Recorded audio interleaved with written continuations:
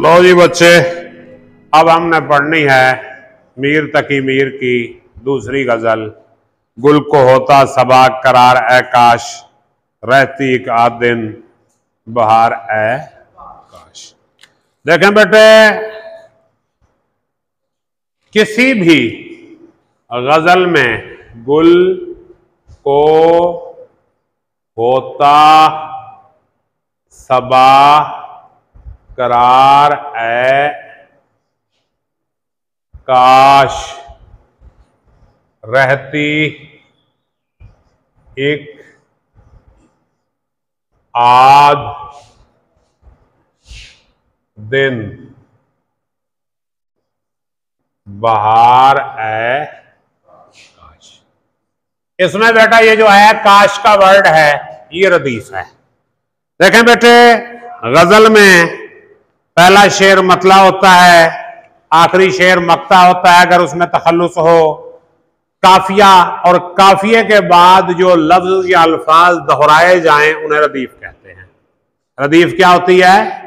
काफिये के बाद दोहराया जाने वाला एक लफ्ज या अल्फाज का मजमुआ। जाग जा बच्चे, राती पानी लाई रहे हैं। हाँ, तो क्या हुआ? काफिया के बाद आने वाला लफ्ज या अल्फाज का मजमुआ क्या कहलाता है? रदीफ कहलाता है। काफिया के बाद, जैसे पहली गजल में था का, जिस सर को गुरूराज है यहां ताजवरी का, कल उस पे यही शोर है फिर नौहागरी का। तो कौन सा लफ्ज रिपीट हो रहा है? का। अब यहां पे रिपीट कौन सा हो रहा है? रदीफ का मतलब है शायर को फंसाना। रदीफ में शायर फंस जाता है। क्यों? उसकी मजबूरी बन जाती है कि रदीफ के मुताबिक शेर लेके आए। मसलन अब रदीफ है। रदीफ क्या है तो शेर प्रेजेंट में होगा। रदीफ है था, शेर पास में चला जाएगा। रदीफ है गा गी गे होगा होंगे, तो क्या होगा? दफन जब खाक में हम सोख्ता सामा होंगे, फल से माही के भी गुलशन में शबिस्ता होंगे। अब ये होंगे फ्यूचर। अब जो भी शेर होगा उसमें फ्यूचर आएगा, मुस्तकबिल आएगा। पीछे आप एक गजल पढ़ के आए हैं मैट्रिक में, उसकी रदीफ है की सी है। पढ़ी है ना? हस्ती अपनी हुबाब की सी है, ये नमाइश शराब की सी है। बारहा उस गली में जाता हूं, हालत किस तरह की सी है। मीर इन नीमबाज आंखों में सारी मस्ती शराब की सी है। नाजुकी उसके लब की क्या कहिए, पंखड़ी गुलाब की सी है। तो ये की सी है रदीफ है, इसमें ये हर्फ तशबीह है। की सी क्या है? हर्फ तशबीह। जब हर्फ तशबीह आ गया तो हर शेर में तशबीह आएगी। हर शेर में तशबीह का आना लाजमी है। हर शेर में तशबीह का लफ्ज आएगा तो वो शेर बनेगा, वरना नहीं बनेगा। अब यहां पे रदीफ है ए काश। ए काश बंदा कब कहता है? जब उसको शदीद ख्वाहिश हो किसी चीज की और पूरी ना हो। शदीद ख्वाहिश हो और पूरी। जैसे मैं कहूं शाहजी लेके देते आईफोन है काश, क्या ख्याल है? ये सारे बच्चे रेगुलर हो जाते हैं काश, सारे बच्चे पढ़ने लगते हैं काश। तो है काश ऐसी तमन्ना को कहते हैं जो पूरी ना हो सके, हसरत बन जाए। तो इस शेर में, इस गजल में ये सारी हसरतें ही बयान की हैं मीर ने। मीर कहते हैं गुल को होता सबा करार है काश, रहती का दिन बहार है काश। फूल को जो है करार मिल जाता, बहार जो है वो ठहर जाती। क्यों? कि फूल बहार के साथ हैं और बहार फूलों के साथ है। कली जब खिल के फूल बनती है, उसके बाद फूल कुछ अरसे तक खिला रहता है। इसके बाद या तो कोई उसे तोड़ लेता है या वो शाख पे मुरझा जाता है। फूल की यही जिंदगी है, कुछ देर की, फॉर ए शॉर्ट पीरियड।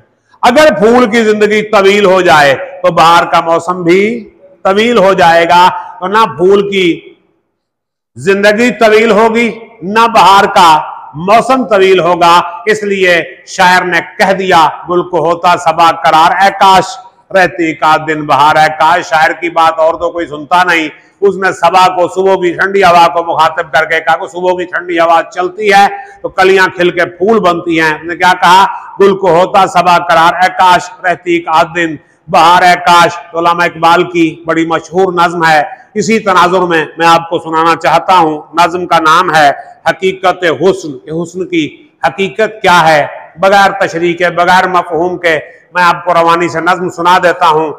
सवाल है खुदा से हुस्न ने एक रोज ये सवाल किया, जहां में तूने मुझे क्यों न लाजवाल किया। मिला जवाब कि तस्वीर खाना है दुनिया, शबे दराज अदम का फसाना है दुनिया। हुई है रंग तगय्युर से जब नमूद इसकी, वही हंसी है हकीकत जवाल है जिसकी। कहीं करीब था ये गुफ्तगू कमर ने सुनी, फलक पे आम हुई अख्तर सहर ने सुनी। सहर ने तारे से सुनकर सुना दी शबनम को, फलक की बात बता दी जमी के महरम को। बराए फूल के आंसू पयाम शबनम से, कली का नन्ना सा दिल खून हो गया गम से। चमन से रोता हुआ मौसम बहार गया, शबाब सैर को आया था सोगवार गया। यानी जवानी जो है वो चली गई। क्यों? जब उसे पता चल गया कि इसने रहना नहीं है, हुस्न पे जवाल है, तो अब हुस्न का लाजवाल होना नहीं मिलेगा आपको इस दुनिया में। ना इस दुनिया में परफेक्शन है, ना इसमें एटर्निटी है। एटर्निटी का मतलब अब्दियत, लाजवाल होना किसी चीज का। परफेक्शन बिल्कुल हर तरह से उसका मुकम्मल होना, उसमें किसी किस्म की कोई गलती कोई खराबी ना हो। बात समझ में आई? परफेक्शन आपको नहीं मिलेगी इस दुनिया की चीजों में। ना यहां पे अब्दियत मिलेगी, यहां जो भी है फानी है, ना मुकम्मल है, ना मुकम्मल है, ना वो रहने वाला है। तो यहां पे आपको अब्दियत नहीं मिलेगी। अगर आप चाहते हैं तो फिर आपको अगले जहान में जन्नत में जाके ये सारा कुछ मिलेगा। और दुनिया में तो कोई चीज आपको परफेक्ट नहीं मिलेगी, कोई चीज आपको हमेशा रहने वाली नहीं मिलेगी। तो फिर ऐकाश ही कहते रहेंगे। अब अगला शेर क्या कहता है कि ये जो दो आंखें मुंद गई मेरी, उस पे वाह होती है एक बार ऐकाश। आंखें बंद होना, मर जाना, मतलब मैं जो मर गया, फौत हो गया, मेरी आंखें बंद हो गई। ऐकाश उसे देखकर एक बार तो खुल जाती। जब इंसान मर जाए उसकी आंखें बंद हो जाएं फिर नहीं खुलती।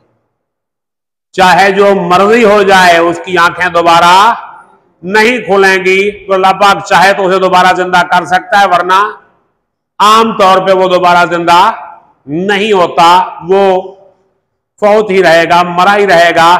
तो चाहे उसके बाद उसके पास उसका दोस्त आ जाए, उसका महबूब आ जाए, उसकी अम्मा आ जाए, उसका अब्बा आ जाए, उसकी भाई बहन आ जाए, बेटे बेटियां आ जाएं, बीवी आ जाए, शौहर आ जाए, जो मर्जी आ जाए, उसकी आंख नहीं खुलेगी। जो मर गया सो मर गया। तो उसने क्या कहा कि ये जो दो आंखें मुंद गई मेरी, ये जो दो आंखें मेरी बंद हो गई, उस पे वाह होती एक बार है काश, उसे देखकर एक बार तो खुल जाती।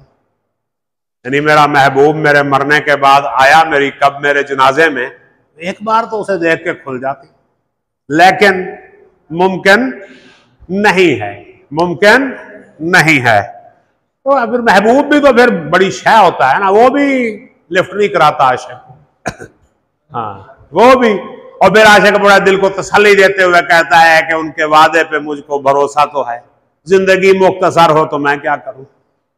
जिंदगी मुख्तसर है, वादा तो उसका पक्का है, आएगा, लेकिन मेरी जिंदगी मुख्तसर है, पता नहीं मेरी जिंदगी में आता है या नहीं आता। जनाजे में आता है कि कब्र पे आता है। बजनाजा गर नयाबी व मजार का आमद, अमीर खुसरो देहलवी ने लिखा था। अमीर खुसरो देहलवी को उर्दू के पहले शायर कहा जाता है, फर्स्ट शायर ऑफ उर्दू। बेसिकली फारसी के थे, कभी कभी दिल बहलाने के लिए दो चार फिक्रे उर्दू में भी लिख लेते थे। तो उर्दू का पहला शायर जो है वो करार दे गया है। तो वो एक फारसी गजल में जो है उसका एक शेर है, कहते कशिशी के इश्क दारद, मेरे इश्क में वो कशिश है न गुजारद ईसा, तुझे इस तरह छोड़ेगी तो नहीं। बजनाजा गर नयाबी व मजार का आमद, जनाजे पे नहीं आया कोई बात नहीं, कब्र पे आ जाएगा।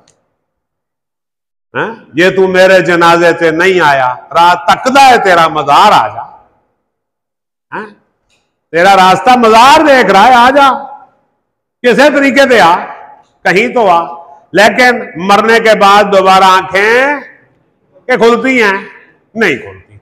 किन ने अपनी मुसीबतें न गिनी, रखते मेरे भी गम शुमार है काश। कौन है जो अपनी मुसीबत का हिसाब नहीं रखता? हर बंदा अपनी मुसीबतें गिन रहा है। हर बंदे ने अपनी मुसीबतों की पोटली रखी हुई है, उसमें वो गिन रहा है मुझ पे ये मुसीबत आई, ये तकलीफ आई, ये मसला आया, ये मसला आया, ये मसला आया, मैंने ये तकलीफ उठाई, मैंने ये मुसीबत उठाई, मैंने ये प्रॉब्लम फेस की। ये सारी चीजें करने के बाद कोई किसी और की मुसीबत नहीं गिनता। किसी को किसी की मुसीबत की परवाह नहीं, किसी को किसी की तकलीफ की परवाह नहीं। कोई किसी की तकलीफ की परवाह नहीं करता, कोई किसी की मुसीबत की परवाह नहीं करता, कोई किसी की परेशानी की परवाह नहीं करता। तो शायर कहता है कि हर बंदा अपनी मुसीबतें गिन रहा है, काश कोई मेरी मुसीबतें गिनने वाला भी होता, काश कोई मेरे गमों का शुमार करने वाला भी। मैं तो गिनती भी भूल जाता हूं जब गमों को शुमार करता हूं। गमों को शुमार करते हुए गिनती भी भूल जाता हूं। इतने ज्यादा गम है, गिनती में आते ही नहीं है। अब आपके सामने वो ढेर पड़ा हो, गिनो भाई, तो आप गिनने बैठ जाए एक दो, कहीं ना कहीं आप जो है भूल जाएंगे, कहीं ना कहीं जो है वो आप गिनती बुला देंगे। तो गम इतने हैं कि मैं गिनती भी भूल जाता हूं जब गमों का शुमार। ठीक हो गया बच्चे? कोई समझ आई? बाकी अल्लाह खैर करे, कल पढ़ेंगे।